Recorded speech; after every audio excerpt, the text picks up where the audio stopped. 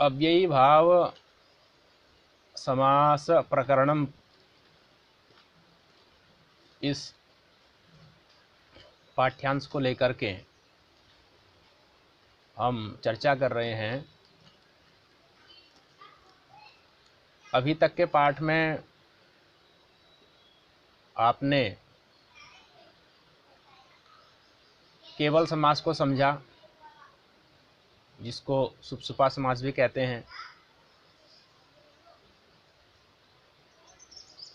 और आज अव्ययी भाव समास प्रारंभ होगा। सामान्य परिचय के रूप में इतना समझना चाहिए कि जो शब्द पहले तो अव्ययी नहीं है, समास होने से पहले अव्ययी नहीं, लेकिन समास होने के बाद वो क्या हो जाते हैं? अव्ययी हो जाते हैं। जिस समास में अनव्ययी अव्ययी बन जाए, जिस समास में अनव्ययी अव्ययी बन जाए, ऐसा जो समास होता है उसको क्या बोलते हैं? अव्ययी भाव समास। अनव्ययम अव्ययम संपद्यते, है ना? अनव्ययम अव्ययम संपद्यते इति अव्ययी भावः। जैसे उदाहरण के लिए देखिए, उपकृष्णम उदाहरण ले लीजिए। क्या उदाहरण है? उपकृष्णम में जब उपकृष्णम तो अव्ययी भाव समास युक्त पद हुआ, लेकिन इसकी पूर्वावस्था पर विचार करिए। इसकी पूर्वावस्था क्या रहती है? इसका जो विग्रह वाक्य रहता है वो क्या होता है? कृष्णस्य समीपम। तो इसमें जो कृष्ण है वो षष्ठ्यंत है ना, कृष्णस्य। ये ही कृष्ण जब समास में हो, इसका जब समास हो जाएगा तो ये क्या बन जाएगा? उपकृष्णम बन जाएगा। तो कृष्णस्य वहां पर अनव्ययी है, अव्ययी नहीं है, सुबंत है, षष्ठ्यंत है। और समास होने के बाद वो क्या बन गया? उपकृष्णम बन गया। अब उपकृष्णम ये क्या हो गया? अव्ययी हो गया, है ना? ऐसे ही अनेक उदाहरण आपको मिल जाएंगे। तो समास होने से पहले जो शब्द अव्ययी नहीं है और समास होने के बाद वो शब्द क्या बन जाते हैं? अव्ययी बन जाते हैं। तो ऐसा जो समास होता है उसको अव्ययी भाव समास कहते हैं। और प्रायः इस समास में जो पूर्व पद होगा वो अव्ययी होगा। प्रायः इस समास में जो पूर्व पद होगा वो क्या होगा? अव्ययी होगा। और अव्ययी भाव समास का लक्षण किया जाता है प्रायः पूर्व पदार्थ प्रधानो व्ययी भावः। प्रायः पूर्व पदार्थ प्रधानो व्ययी भावः। अब यहाँ पर थोड़ा विचार ये है कि जब भी अव्ययी भाव का लक्षण आपको बोलना है तो आपको उसमें प्रायः पद जोड़ के ही बोलना है। क्या बोलना है? प्रायः पद जोड़ के बोलना है। प्रायः पूर्व पदार्थ प्रधान अव्ययी भाव है, ऐसा लक्षण बोलना है। अगर आप कहते हैं कि पूर्व पदार्थ प्रधान अव्ययी भाव, तो ये लक्षण आपका ठीक नहीं होगा। क्यों? इसलिए नहीं होगा क्योंकि अगर आपने अव्ययी भाव समास का लक्षण किया पूर्व पदार्थ प्रधान अव्ययी भाव, तब तो जहां जहां अव्ययी भाव समास होगा वहां वहां क्या होना चाहिए? पूर्व पदार्थ की प्रधानता होनी चाहिए, है ना? लेकिन ऐसा सर्वत्र नहीं होता। जैसे एक उदाहरण है आपका उन्मत्त गंगम। क्या उदाहरण है? उन्मत्त गंगम। अब उन्मत्त गंगम ये है तो अव्ययी भाव समास का। उन्मत्त गंगम किस समास का है? अव्ययी भाव समास। उन्मत्त गंगम में अव्ययी भाव समास है, लेकिन इसमें पूर्व पद के अर्थ की प्रधानता नहीं है। जैसे उपकृष्णम में जो पूर्व पद है उप, उसका अर्थ जो है समीप, उस समीप अर्थ की प्रधानता है। उपकृष्णम में दो पद हुए ना, एक तो उप हुआ, ये पूर्व पद हुआ, कृष्णम हुआ, ये उत्तर पद हुआ। इसमें जो पूर्व पद है उप, इसका अर्थ जो समीप है, उसी समीप अर्थ की प्रधानता है। उपकृष्णम में किसकी प्रधानता है? समीप अर्थ की प्रधानता है। कृष्ण के समीप, ये अर्थ है उपकृष्णम का। लेकिन उन्मत्त गंगम, इसमें भी अव्ययी भाव समास तो है, लेकिन इसमें जो पूर्व पद उन्मत्त है उसकी प्रधानता नहीं है। किसकी प्रधानता है? अन्य पदार्थ की प्रधानता है। देश की प्रधानता है। अन्य पदार्थ जो देश है, उन्मत्त गंगम नाम देश, किसी देश का नाम है उन्मत्त गंगम। तो उन्मत्त गंगम शब्द देश को बता रहा है ना, देश की संज्ञा है ना। तो यहाँ पर पूर्व पदार्थ प्रधान अव्ययी भाव लक्षण घटित हुआ नहीं हुआ। क्यों? क्योंकि यहाँ पर अन्य पदार्थ की प्रधानता है, जबकि इस शब्द में समास कौन सा है? अव्ययी भाव, और अव्ययी भाव का लक्षण इसमें घटित नहीं हुआ, है ना। इसीलिए लक्षण में दोष आ गया, ठीक है ना। इसीलिए आपको क्या लक्षण बोलना है? प्रायः पूर्व पदार्थ प्रधानो अव्ययी भाव, कि अव्ययी भाव समास में प्रायः अधिकतर आपको पूर्व पदार्थ की प्रधानता मिलेगी, सर्वत्र मिलेगी ऐसी बात नहीं है। प्रायः करके आपको पूर्व पदार्थ की प्रधानता मिल जाएगी, सर्वत्र नहीं मिलेगी, है ना। और अगर आपको अव्ययी भाव समास का एकदम निर्दुष्ट लक्षण बोलना हो तो आप कह सकते हैं अव्ययी भाव इत्यधिकार पठितत्वम अव्ययी भावत्वम, कि अव्ययी भाव इसके अधिकार में जो सूत्र आकर के समास कर रहे हैं, जो विधियां हो रही हैं, वो सब क्या है? अव्ययी भाव समास हैं। तो अव्ययी भाव इत्यधिकार पठितत्वम अव्ययी भावत्वम, इस प्रकार से आपको लक्षण अव्ययी भाव का करना है। ऐसा ही आपको सभी में करना होगा। प्रायः है तत्पुरुष का जब लक्षण करेंगे तो प्रायः उत्तर पदार्थ प्रधानस तत्पुरुष, वहां पर भी प्रायः जोड़ना पड़ेगा, है ना। द्वंद्व का जब लक्षण करेंगे तो वहां पर प्रायः उभय पदार्थ प्रधानो द्वंद्व, ऐसा प्रायः पद वहां भी जोड़ना होगा। बहुब्रीहि का लक्षण जब करेंगे तो प्रायः अन्य पदार्थ प्रधानो बहुब्रीहि, इस प्रकार से लक्षण करना होगा, क्योंकि सर्वत्र ऐसे दोष आते हैं, है ना। और अगर इन सबका निर्दुष्ट लक्षण बोलना हो तो क्या बोलना पड़ेगा?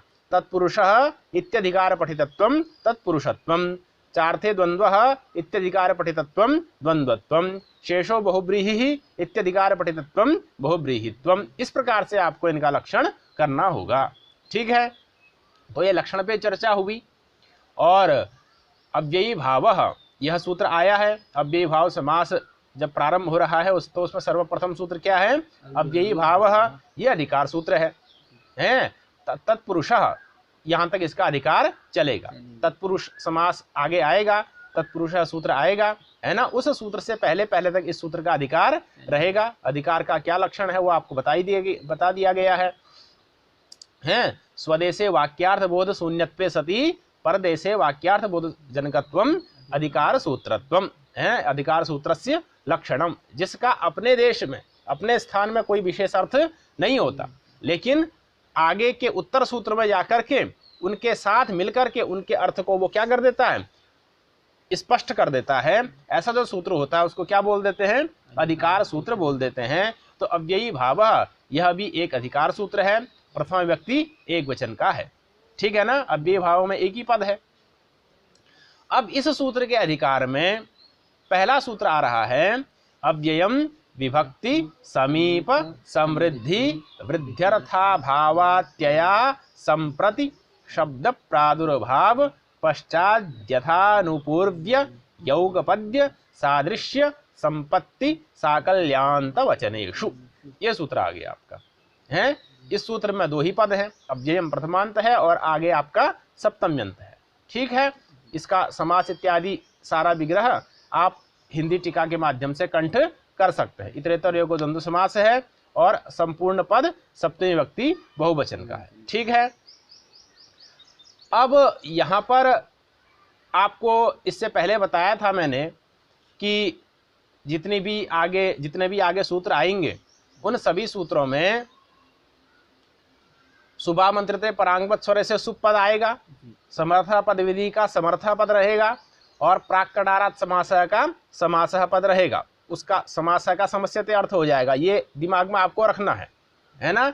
और अब सूत्र आपके सामने आ गया अव्ययम विभक्ति समीप समृद्धि इत्यादि, ठीक है। अब जिस प्रकार से आपने सहसुपा सूत्र का योग विभाग किया था, क्या किया था? योग का मतलब हुआ सूत्र, विभाग मतलब विभाजन। योग विभाग का मतलब क्या हुआ? सूत्र का विभाजन करना, है ना। लक्ष्यों की सिद्धि के लिए सूत्र का विभाजन कर देना, यही आपका योग विभाग कहलाता है, ठीक है। तो जिस प्रकार से आपने सहसुपा का योग विभाग किया था उसी प्रकार से इस सूत्र का भी योग विभाग किया जाता है। अव्ययम, इसको अलग सूत्र मानिए, और विभक्ति समीप समृद्धि इत्यादि जो है उसको अलग मानिए। तो अब आपके पास कितने अंश हो गए? 2 अंश हो गए, एक तो अव्ययम हो गया और एक विभक्ति समीप समृद्धि वाला हो गया। ठीक है, अब आप विभक्ति समीप समृद्धि वाले को अभी छोड़िए, अव्ययम को पकड़िए। ठीक है, अब आपके पास क्या सूत्र है? अव्ययम। अव्ययम, और उसमें ऊपर से अनुवृत्ति ले आइए तीनों पदों की, तो अर्थ क्या बन जाएगा? अव्ययम समर्थेन सुबंतेन सह समस्यते, है ना। अव्ययम सुबह मंत्रित परांगवत स्वर से शुभ यहाँ पर नहीं भी लाएंगे तो चलेगा, है ना, क्योंकि यहाँ पर तो अव्ययम है ना। तो अब पूर्व पद एक पद क्या है यहाँ पर? अव्ययी है। तो अव्ययम समर्थेन सुबंतेन सह समस्यते, सहसुपा का सुपा भी आ जाएगा, सहसुपा का सुपा भी आ जाएगा, तो उसका सुबंतेन अर्थ बन जाएगा। तो अर्थ क्या बन गया? अव्ययम समर्थेन सुबंतेन सह समस्यते। ठीक है ना, वही अब वृत्ति पढ़िए। अव्ययम इति योगो विभज्यते। हाँ, अव्ययम इति योगो विभज्यते, अव्ययम इस सूत्र है, इसको अलग किया जाता है, सूत्र में से अव्ययम को अलग कर दिया जाता है। ठीक है ना, जैसे रेलगाड़ी देखे हो, इंजन आगे होता है, डब्बे पीछे होते हैं, तो इंजन को क्या कर देते हैं? अलग कर देते हैं। ऐसा ही यहाँ पर भी क्या हो गया? डब्बा पीछे रह गया, इंजन आगे हो गया, है ना। तो अव्ययम को क्या कर दिया? अलग कर दिया। ठीक है ना, चलिए। अव्ययम समर्थेन सह समस्यते। हाँ, अब फिर इसका अर्थ क्या बना? तो अव्ययम समर्थेन, सुबंतेन भी ले आओ, अव्ययम समर्थेन सुबंतेन सह समस्यते। जो अव्यय होता है उसका समर्थ सुबंत के साथ क्या हो जाता है? समास हो जाता है ना। ये हो गया ना। चलिए, सोव्ययी भावः। सोव्ययी भाव, और अव्ययी भाव भी आएगा इसमें, अव्ययी भाव जो अधिकार सूत्र है ये भी आएगा, है ना। तो क्या अर्थ बन गया? अव्ययम समर्थेन सुबंतेन सह समस्यते सोव्ययी भावः। अव्यय का समर्थ सुबंत के साथ समास होता है और वह अव्ययी भाव समास कहलाता है। ये बात स्पष्ट हो गई। चलिए, प्रथमा निर्दिष्टम समास उत्सर्जनम। अब देखिए इसका जो उदाहरण है, किसका? अव्ययम सूत्र का जो उदाहरण है वो है अपदिशम। अव्ययम सूत्र का क्या उदाहरण है? अपदिशम। अपदिशम, है ना। आप लक्ष्य को दिमाग में रखिए, जो रूप आपको सिद्ध करना है आप उस रूप को दिमाग में रखिए, तो उससे आप और तदनुकूल प्रक्रिया को घुमाइए। जो लक्ष्य है उसको दिमाग में रख करके आप प्रक्रिया को तदनुकूल चलाइए, तो आपको पूरी बात स्पष्ट होती चली जाएगी। तो अब भाई आपका लक्ष्य क्या है? अपदिशम। अपदिशम रूप की आपको सिद्धि करनी है।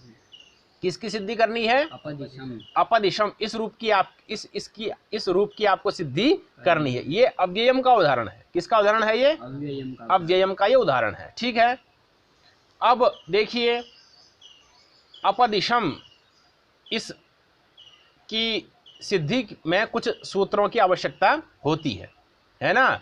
उन सूत्रों को क्रमशः ये लगाएंगे, लेकिन मैं प्रक्रिया के अनुसार आपके सूत्रों को उसमें प्रवृत्त कराता हूं। देखिए क्या है? तो अपदिशम, ये समस्त पद हुआ।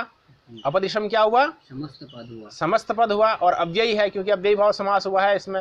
और समस्त पद के 2 विग्रह होते हैं, मैंने आपको पहले बताया था, एक लौकिक विग्रह, एक अलौकिक विग्रह, है ना।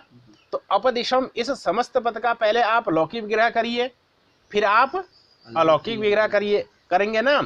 तो अपदिशम का लौकिक विग्रह क्या बनेगा? तो कहा कि दिशयोर मध्य, ये बनेगा। क्या बनेगा? दिशयोर मध्य। लिखा भी है वृत्ति में, आगे लिखा है उसका विग्रह भी लिखा है, लौकिक विग्रह दिशयोर मध्य, ये बनेगा, है ना। अब आप इधर समझिए, इधर समझने वाली बात है। क्या है कि देखिए जब आपने राजपुरुषः का विग्रह किया था तो क्या किया था? राज्ञः पुरुषः। देखिए ना, राजपुरुषः समस्त पद है, उसमें भी राज है, पुरुष है, और उसका जब लौकिक विग्रह किया तो क्या आया? राज्ञः। तो पद वही रहे कि नहीं रहे? पद वही है ना। लेकिन इधर क्या है? समस्त पद अपदिशम, और उसका जब लौकिक विग्रह कर रहे हैं तो क्या क्या कर रहे हैं? मध्य कर रहे हैं ना। तो दिशा तो ऊपर भी है अपदिशम में भी और विग्रह में भी है, लेकिन यहाँ ऊपर क्या? अप है, यहाँ क्या है? मध्य है। कुछ बात समझ में आई? क्या क्या क्या, क्या बात है? अन्येन पदेन सह समासः, अन्येन पदेन सह विग्रहः, ये बात है। क्या बात है? अन्येन पदेन सह समासः समासः अन्येन पदेन सह विग्रहः। अन्य पद के साथ समास हो रहा है, जी, अप के साथ समास हो रहा है, और अन्येन पदेन सह विग्रह, उसी अप का पर्यायवाचक जो शब्द है मध्य, है ना, उसके साथ क्या हो रहा है? विग्रह हो रहा है ना। तो अन्येन पदेन सह समासः, अन्येन पदेन सह विग्रह वाली जहां स्थिति होगी उसको आप नित्य समास जानना। क्या जानना? नित्य समास नित्य समास जानना। दो प्रकार का समास हो गया अब यहाँ पर, एक नित्य समास और एक अनित्य समास। जो नित्य समास होता है उसमें क्या होता है? या तो उसका लौकिक विग्रह होता ही नहीं है, या तो उसका लौकिक विग्रह होता ही नहीं, सीधे अलौकिक विग्रह बनेगा और अलौकिक विग्रह में ही समास हो जाएगा, या फिर लौकिक विग्रह होगा भी तो जिस पद के साथ आप समास कर रहे हैं उसके साथ लौकिक विग्रह नहीं होगा, बल्कि उसके ही समानार्थक किसी अन्य शब्द के साथ लौकिक विग्रह होगा। जैसे उधर अप के साथ समास है, उसका समानार्थक जो मध्य शब्द है उसके साथ यहाँ पर लौकिक विग्रह किया जा रहा है ना। तो नित्य समास का क्या लक्षण होता है? प्रायेण अविग्रहो अस्वपद विग्रहो व नित्य समास। प्रायेण है अविग्रहो, या तो उसका विग्रह होगा ही नहीं, अगर विग्रह होगा भी तो अस्वपद विग्रह होगा। जिस पद के साथ समास हो रहा है उसी पद के साथ विग्रह नहीं होगा, अस्वपद विग्रह समास होगा, है स्वपद विग्रह समास। जैसे राजपुरुषा का राज्ञ पुरुषा स्वपद विग्रह समास है, क्योंकि राजपुरुषा में भी दो ही पद हैं, उन्हीं का विग्रह में भी प्रयोग हुआ है, तो यह स्वपद हुआ। लेकिन अपदिशम का जो लौकिक विग्रह हमने बनाया, दिशयोर मध्य बनाया, तो ये अस्वपद विग्रह हुआ। यहाँ वहां पर अप है तो वो अप यहाँ पर नहीं है, यहाँ पर मध्य है, तो ये कैसा विग्रह हुआ? अस्वपद विग्रह। तो जो अस्वपद विग्रह वाला समास होता है उसको कौन समास कहते हैं? नित्य समास। और राजपुरुषा कौन समास हो गया? अनित्य समास। तो जो अनित्य समास होता है उसका तो समस्त पद भी प्रयुक्त होता है भाषा में, और जो व्यस्त पद है वाक्य उसका भी प्रयोग होगा। इसलिए राजपुरुषः गच्छति, राज्ञः पुरुषः गच्छति, दोनों प्रयोग आप कर सकते हैं। लेकिन जो नित्य समास होता है उसका जो लौकिक विग्रह होता है उसका प्रयोग भाषा में नहीं होता है ना। अपदिशम ऐसा ही प्रयोग आपका होगा। और तो अब दिशयो मध्य ये अस्वपद विग्रह समास आपका हुआ, इसलिए कौन सा समास है आपका? नित्य समास है, ठीक है ना।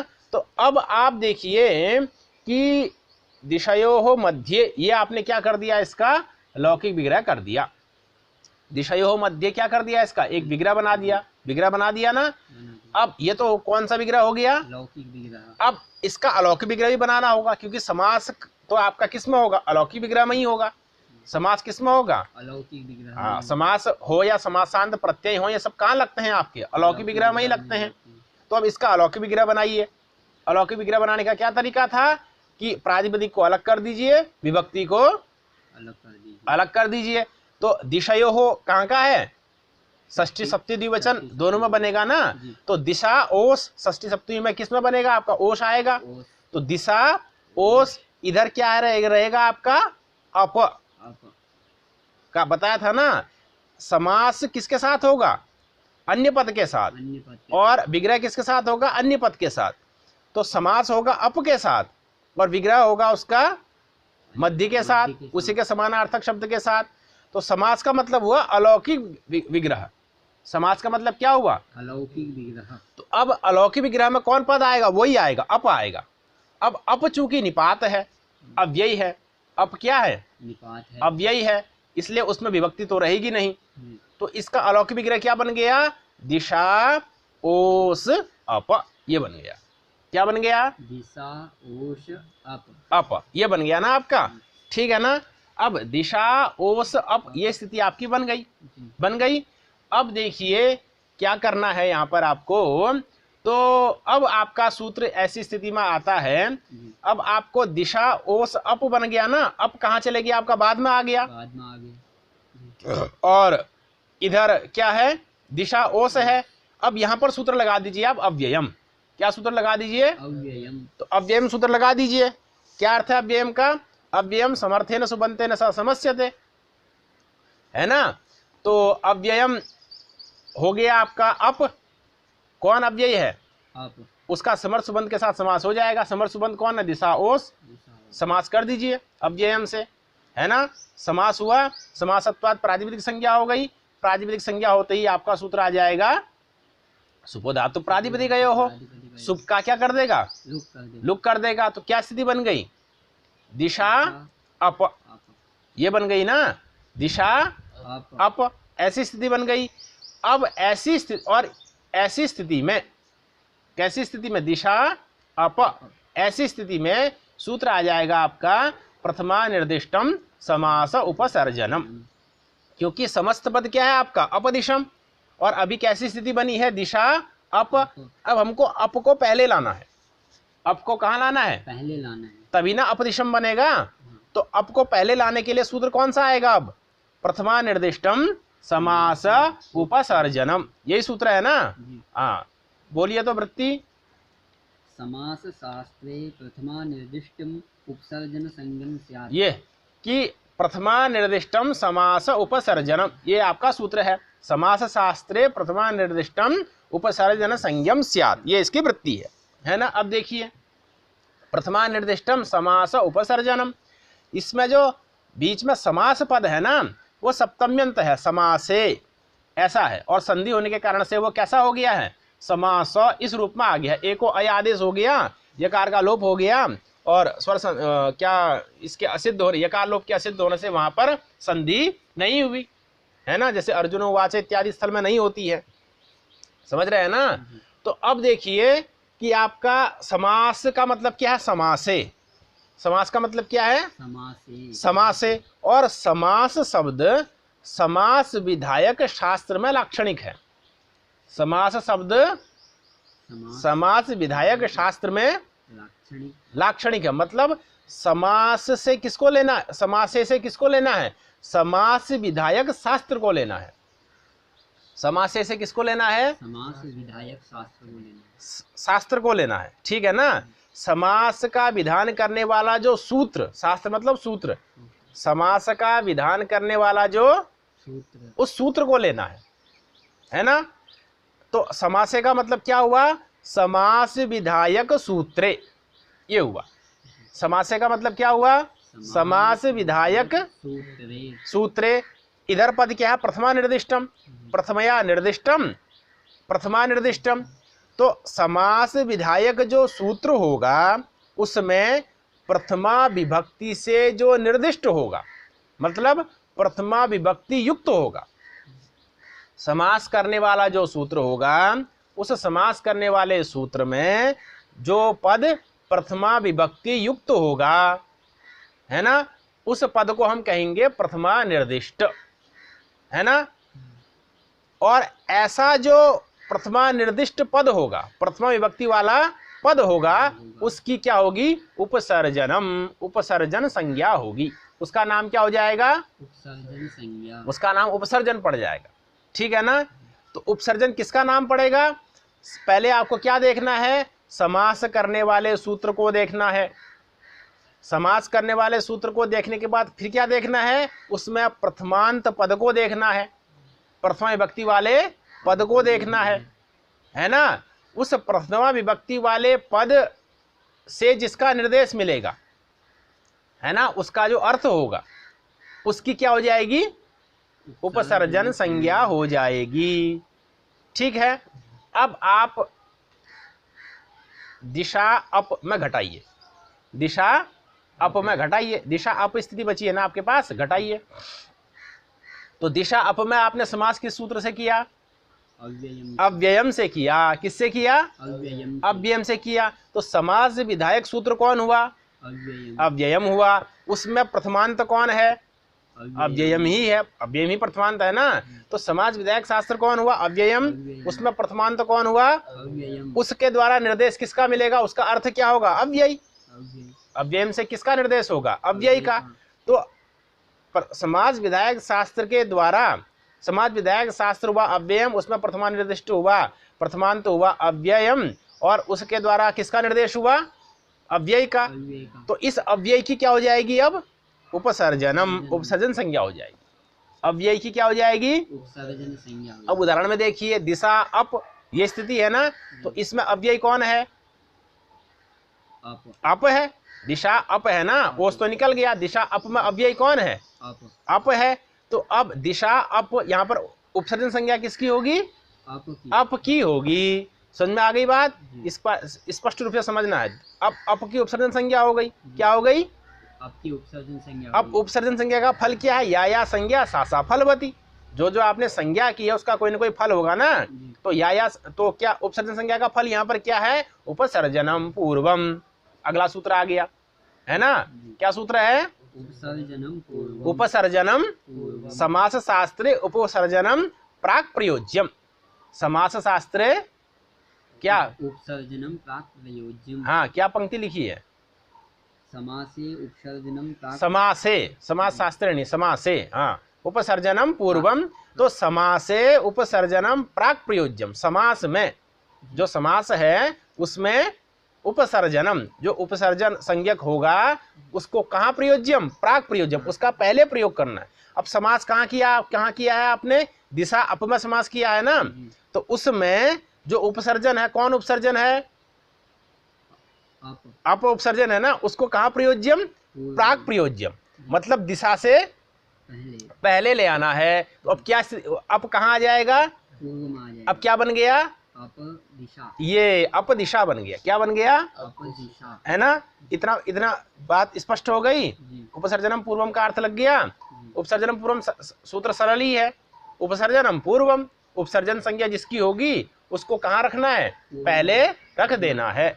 ठीक है ना। चलिए आगे बोलिए। एक विभक्ति चा पूर्व निपाते अब देखिए, अब क्या स्थिति बन गई है आपकी? अपदिशा बन गई है। क्या स्थिति बन गई है? अप दिशा अपदिशा स्थिति बन गई है। अब अपदिशा समस्त पद क्या है आपका? अपदिशम। अप दिशम कहाँ तक पहुंच गए आप? अपदिशा तक पहुंच गए। जी। तो अभी आपको दिशा में जो आ है उसको अ बनाना है। दिशा के आ को क्या बनाना है? अ बनाना है। अ बनाना है ना। तो अ बनाना है, तो उस आ को अ कौन बनाएगा? तो आगे सूत्र है आपका गोस्त्रियोर उपसर्जनस्य। क्या सूत्र है? गोस्त्रियोर उपसर्जनस्य गोस्त्रियोर उपसर्जनस्य सूत्र उस आ को क्या बनाएगा? अ बनाएगा। अ बनाएगा। लेकिन वो सूत्र जो है वो भी उपसर्जन के आ को अ बनाता है, उपसर्जन को ह्रस्व करता है। वो भी क्या करता है? उपसर्जन के उपसर्जन को ह्रस्व करता है। जिसकी उपसर्जन संज्ञा होगी उसी को वो क्या करेगा? ह्रस्व करेगा। ह्रस्व करेगा। अब यहाँ पर दिशा की उपसर्जन संज्ञा है? नहीं नहीं है। उपसर्जन संज्ञा तो अप की थी, जी। है ना। दिशा की तो उपसर्जन संज्ञा है नहीं। नहीं। तो अब दिशा की उपसर्जन संज्ञा करनी है। जी। किसकी करनी है? दिशा की उपसर्जन संज्ञा। हाँ, तो उस दिशा की उपसर्जन संज्ञा करने के लिए सूत्र है आपका एक विभक्ति चा पूर्व निपाते। ये सूत्र है। क्या सूत्र है? एक विभक्ति चा पूर्व निपाते, है ना। एक विभक्ति च अपूर्व निपाते, है ना। अब इस सूत्र के द्वारा उपसर्जन संज्ञा की जाती है। उपसर्जन संज्ञा करने वाले दो सूत्र आ गए आपके। प्रथमा निर्दिष्टम समास उपसर्जनम और एक विभक्ति चा पूर्व निपाते, है ना। प्रथमा निर्दिष्टम समास उपसर्जनम से जिसकी उपसर्जन संज्ञा होगी उसका फल क्या होगा? उपसर्जनम पूर्वम, उसका पूर्व प्रयोग हो जाएगा। लेकिन एक विभक्ति चा पूर्व निपाते सूत्र से जिसकी उपसर्जन संज्ञा होगी उसका पूर्व प्रयोग नहीं होगा, बल्कि उसको गोस्त्रीय और उपसर्जन से ह्रस्व हो जाएगा। एक विभक्ति चा पूर्व निपाते सूत्र से जिसकी उपसर्जन संज्ञा होगी उसको गोस्त्रीय और उपसर्जन से, इस सूत्र से क्या हो जाएगा? ह्रस्व हो जाएगा, है ना। इस सूत्र के द्वारा होने वाली उपसर्जन संज्ञा का फल पूर्व निपात नहीं है बल्कि ह्रस्व करना है। ठीक है। अब ये सूत्र उपसर्जन संज्ञा करेगा। किसकी करेगा? तो कहा कि एक विभक्ति। किसकी करेगा? एक विभक्ति। एका विभक्तिर यस्य, एका विभक्तिर यस्य, जिसमें हमेशा एक ही विभक्ति रहे। एका विभक्तिर यस्य, एका नियता निश्चिता विभक्तिर यस्य, जिसमें क्या रहे? हमेशा एक ही विभक्ति रहे। ऐसा जो होगा उसको क्या कहेंगे? एक विभक्ति। एक विभक्ति कहेंगे। एक विभक्ति का मतलब हो गया नियत विभक्तिक। एक विभक्ति का मतलब क्या हुआ? नियत विभक्ति। ऐसा पद जिसमें हमेशा एक ही विभक्ति रहती है। हाँ, जब विग्रह करेंगे ना विग्रह में अगर कोई ऐसा पद मिल जाए जो हमेशा एक ही विभक्ति वाला है और दूसरे वाले पद में विभक्ति बदल रही है, तो जो हमेशा एक विभक्ति वाला पद होगा, जिसमें हमेशा एक ही विभक्ति दिखाई दे रही है, ऐसा जो पद होगा उसको हम क्या कहेंगे? एक विभक्ति। हाँ, और ऐसे पद की उपसर्जन संज्ञा ये सूत्र करेगा। नियत विभक्ति वाले पद की ये सूत्र क्या कर देगा? उपसर्जन संज्ञा कर देगा। लेकिन उस उपसर्जन संज्ञा का फल पूर्व निपात नहीं होना चाहिए, अपूर्व निपात है। क्या? अपूर्व निपात। इस उपसर्जन संज्ञा का फल पूर्व निपात नहीं होना चाहिए, अपूर्व निपात होना चाहिए। पूर्व निपात अगर वहां पर नहीं करना है तो, है ना, पूर्व निपात की कर्तव्यता में इस सूत्र से उपसर्जन संज्ञा नहीं होगी, तब तो प्रथमा निर्दिष्टम समास उपसर्जनम सही होगी। लेकिन जब पूर्व निपात नहीं करना हो, ऐसी स्थिति में विग्रह में जो निश्चित विभक्ति वाला पद होगा उसकी इस सूत्र के द्वारा क्या कर दी जाएगी? उपसर्जन संज्ञा कर दी जाएगी। जैसे आप देखिए, आपने अपदिशम का क्या विग्रह किया? दिशयो हो मध्य, ऐसा विग्रह किया ना। अब अगर यहाँ पर हम मध्य की जगह मध्य कर दें तो भी कोई दिक्कत नहीं है। दिशयो हो मध्य, कोई दिक्कत नहीं है। मध्य में विभक्ति बदल गई, मध्य को मध्यम कर दें तो दिशयो हो मध्यम, तो मध्यम में विभक्ति बदल गई। तृतीया कर दें दिशयो हो मध्येन, चतुर्थी कर दें दिशयो हो मध्याय, पंचमी कर दें दिशयो हो मध्यात्, षष्ठी कर दें दिशयो हो मध्यस्य, सप्तमी कर दें दिशयो हो मध्ये। तो मध्य में तो विभक्ति बदल रही है, लेकिन उधर दिशयो में विभक्ति नहीं बदल रही है। तो दिशयो क्या हो गया आपका? नियत विभक्ति, एक विभक्ति हो गया ना। दिशयो क्या हो गया आपका? नियत विभक्तिक हो गया, एक विभक्ति हो गया ना। तो उस अब दिशयो में से ओस तो चले गया है, जो दिशा बचा है उस दिशा की अब क्या हो जाएगी? इस सूत्र से उपसर्जन संज्ञा हो जाएगी। समझ में आ गई बात? पढ़िए, वृत्ति पढ़िए। एक विभक्ति चा पूर्व निपाते विग्रहे यन्नियत विभक्ति कम तदुपसर्जनम संज्ञम स्यात् न तु तस्य पूर्व निपात। ये विग्रहे यन्नियत विभक्ति कम, विग्रह में जो नियत विभक्ति वाला होगा, निश्चित विभक्ति वाला होगा, है ना, तद उपसर्जन संज्ञम स्यात्, उसकी क्या होगी? उपसर्जन संज्ञा होगी। न तो तस्य पूर्व निपात, लेकिन उसका पूर्व निपात नहीं होगा। तो प्रश्न हुआ भैया उपसर्जन संज्ञा ही क्यों की? तो कह रहे हैं कि उपसर्जन संज्ञा ह्रस्व करने के लिए की, है ना। अब दिशा जो था उसकी उपसर्जन संज्ञा हो गई कि नहीं हो गई? किससे हो गई? एक विभक्ति चा पूर्व निपात से हो गई। अब इसकी उपसर्जन संज्ञा का फल क्या है? तो दिशा का जो आ है उसको ह्रस्व हो जाएगा। किससे ह्रस्व हो जाएगा? गोस्त्रियोरुपसर्जनस्य, ये सूत्र आ गया। ये सूत्र ह्रस्व करता है ना। गोस्त्रियोः उपसर्जनस्य, है ना, उपसर्जनस्य गोस्त्रियोः। उपसर्जन जो गो शब्द या फिर उपसर्जन जो स्त्री प्रत्ययांत शब्द, स्त्री से क्या लेना है? स्त्री प्रत्ययांत शब्द को लेना है। स्त्री से क्या लेना है? स्त्री प्रत्ययांत शब्द को लेना है। जैसे रमा, नदी, गौरी, ऐसे शब्द को लेना है ना। दिशा, है ना, इन शब्दों को लेना है, ठीक है ना। तो अब देखिए, गोस्त्री हो उपसर्जनस्य, उपसर्जन संज्ञक जिनकी उपसर्जन संज्ञा हो गई है, ऐसा जो गो शब्द या फिर ऐसा जो स्त्री प्रत्यांत शब्द, उसको क्या हो जाएगा? ह्रस्व हो जाएगा, है ना।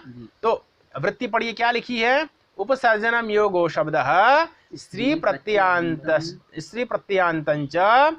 तदन्तस्य प्रातिपदिकस्य ह्रस्व स्यात्।